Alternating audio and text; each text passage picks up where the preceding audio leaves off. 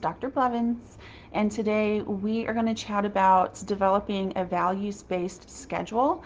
The first part is just doing an inventory to see how your schedule is working for you to have a values-based day right now.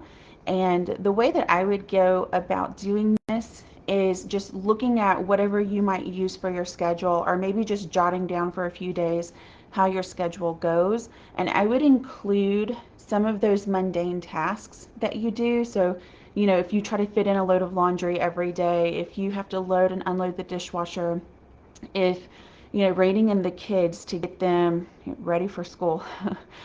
I know we're doing school from home still, a lot of us. And any of those little things that just kind of take your time, but you have to plan for it and give time to it, then I would include that in your schedule. And then once you have a good working document for your schedule, I want you on a separate sheet of paper to really give some good thought and time to what is important to you, the what's and the who's. So, what would be ideas and concepts that you want to be a part of your life across the rest of your life? So, for many people, this might be something like creativity or health, love, family, responsibility, being financially independent. I mean, the list is an infinite list, and you don't have to include everything. You don't have to include the things that you think people want you to include or you're expected to include. The who's, that's a big one. Some people are like, I don't want to include this person that I'm socially expected to include. You don't have to include those people. You can put whoever you want on there. You can put whatever you want on there. The important thing is that you're thinking about, what do you want to have in your life? Who is it that you're moving towards in your life? And what kinds of aspects of life are going to be a part of your day to day across the years? Now, this isn't set in stone.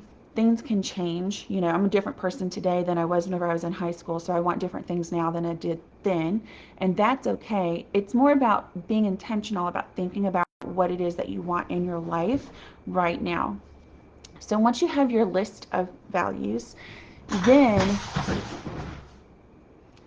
my cats just woke up and they're a little energetic. So then what I would do is I would take your list of values, maybe number them, and write numbers next to each of the tasks that are on your schedule. And if you find that some of the tasks aren't aligned to your values, I think one step is to really think about why you do that task. And something mundane like, putting the dishes away, right? Like being on top of the kids to put away their dishes every time they're done with them, not letting them accumulate in the drain. That can feel like it's almost kind of meaningless, like I just want a clean house. Like it's not any deeper than that.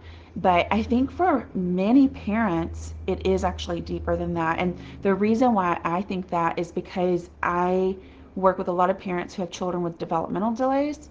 And whenever you have a child with a developmental delay, or even a child with executive function deficits, like a kid with ADHD, um, those very mundane small tasks can be very difficult to teach and to get to a point where they happen automatically.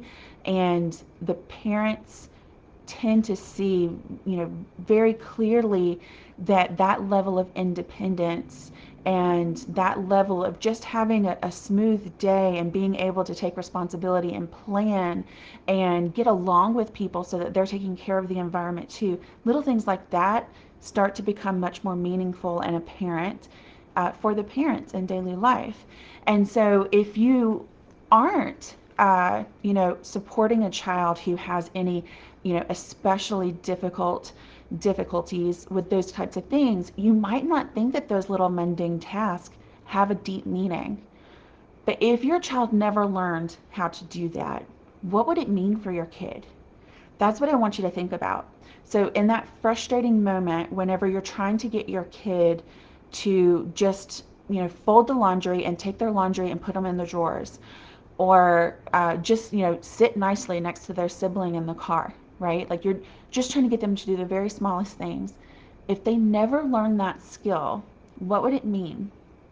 And I think about the one with them sitting in the car, and I'm thinking about like, whenever you grow up, you know your sibling, that's the longest relationship you'll ever have in your life for most people. And that I think about how that relationship might be if siblings never learn how to become friends. And so, just, I don't know, little things like that. And there's just so many values that sink into it. So, why would we spend this time doing this? So, it kind of all comes back to mindfulness.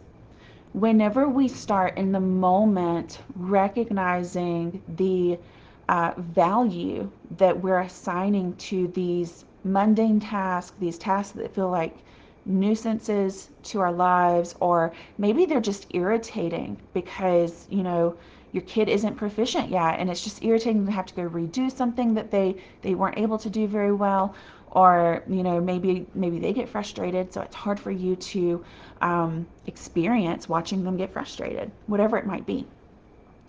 And whenever you start assigning that value to it, it starts to give a greater sense of patience and a greater sense of joy for those tasks.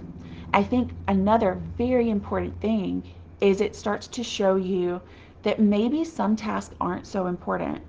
Maybe a task that you thought was absolutely detrimental to your child's life, maybe the only values that you can come up with it might be perfectionism. I've seen that a lot with parents, like getting a perfect grade. I don't know what the value is of that. I can actually think of a lot of reasons why getting a perfect grade is detrimental to your child. But the only value I can think of for getting a perfect grade is maybe perfectionism. And so it gives you an opportunity to see what you're promoting with each of these different little skills and tasks and things that you're trying to do for your kids. So maybe you can kind of cut some of them out, take some of the pressure off of yourself and some of the pressure off of your kid. It starts to help you to create this schedule that really does turn into something that you love. And I know this is well after the new year, but I was just kind of thinking about it, and I thought maybe it would be helpful for people out there who are wanting to kind of tweak their schedule so that it feels good. All right, let me know if you like this video, and give it a thumbs up or whatever you want, and leave a comment. All right, have a good day, guys. Bye.